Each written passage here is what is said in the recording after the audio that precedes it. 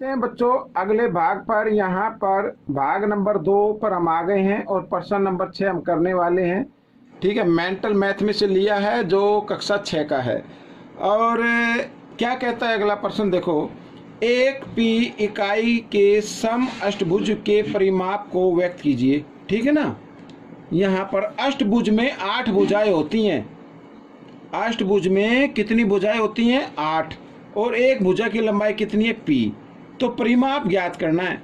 परिमाप यानी कि जितनी भुजाएं हैं, 8 भुजा होती हैं, और जितनी उसकी लंबाई एक भुजा की, उससे क्या कर दे? गुणा कर दे, यानी कि 8p आ गया। ठीक है, ये इकाई आप लिख दे इसके आगे।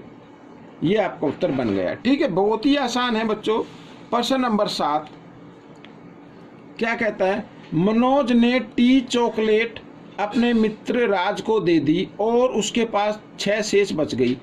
ठीक है, मनोज के पास कुछ चॉकलेट थी, उसमें से टी चॉकलेट अपने मित्र को दे दी और देने के बाद उसके पास 6 शेष बची हैं।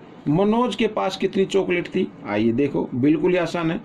तो यहाँ पर मैं लिख लेता हूँ, मनोज के पास चॉकलेट थी। कितनी थी भाई? 6 बची ना। 6 तो ये, और जो उसको दी हैं वो भी तो थी ना, यानी वो उसको हम जमा कर दे टी।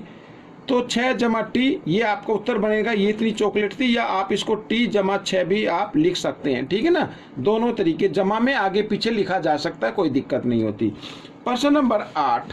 तो प्रश्न नंबर 8 क्या कहता है? देखो, एक समद्विबाहु त्रिभुज के परिमाप को व्यक्त करना है। समद्विबाहु यानी जिसकी 2 भुजाएं बराबर होती हैं उसे समद्विबाहु त्रिभुज कहते हैं। ठीक है ना, ये ABC, जिसकी बराबर भुजाओं की लंबाई 5 सेंटीमीटर है। यहाँ पर ये 5 सेंटीमीटर है, ये भी 5 सेंटीमीटर है। तो तीसरी भुजा की लंबाई जो है वो y सेंटीमीटर है। तो हमें ज्ञात क्या करना है? परिमाप ज्ञात करना है। तो देखो, समद्विबाहु त्रिभुज का परिमाप, तो क्या होगा बच्चों? तीनों भुजाओं का योग होता है 5 जमा 5 जमा y, यही तो होता है परिमाप।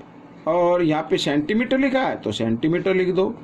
ये आपका उत्तर बन गया। आप चाहे तो इनको जमा करके लिख सकते हैं। 5 और 5 10 जमा y सेंटीमीटर। ठीक है ना, ये याद रखना। जमा इसी तरीके से होगा, कभी आप इसको 10y कर दे, ठीक है ना, तो ये गुणा हो जाएगा बच्चों, 10 गुणा y हो गया ये। तो ये नहीं करना, ये करना है। ठीक है, आइए करते हैं प्रश्न नंबर 9। प्रश्न नंबर 9 क्या कहता है? देखो यहाँ पर ये देखो, कहता है सीना ने अंग्रेजी में x अंक और हिंदी में 50 अंक प्राप्त किए। दोनों विषयों में सीना ने कुल कितने अंक प्राप्त किए? बहुत ही आसान है। ठीक है, अंग्रेजी में कितने किए वो लिख लीजिए। अंग्रेजी में अंक बराबर x, और हिंदी में अंक, ये भी लिख लो, हिंदी में अंक बराबर कितने? 50। कुल अंक भाई जमा कर देंगे ना, तो x जमा 50, ये कुल अंक कितने प्राप्त किए, यही आपका उत्तर बन गया। तो देखो कितनी आसानी तरीके से हम इसको कर रहे हैं। प्रश्न नंबर 10। प्रश्न नंबर 10 क्या कहता है? आशु एक पृष्ठ को y घंटों में लिखता है। ठीक है, यानी कि एक पृष्ठ लिखना, एक पेज को लिखना समय कितना लगता है? y घंटे। वह 10 घंटे में कितने पृष्ठ लिखेगा? बिल्कुल आसान है। तो वह 10 घंटे में पृष्ठ लिखेगा, बिल्कुल आसान है। 1 घंटे में कितना लिखता है? y। तो 10 में तो ज़्यादा लिखेगा ना, तो गुणा कर देते हैं इस तरीके से। तो 10y लिखेगा बच्चों। कितने पृष्ठ लिखेगा? 10y पृष्ठ हो गए। ये आपका उत्तर बन गया।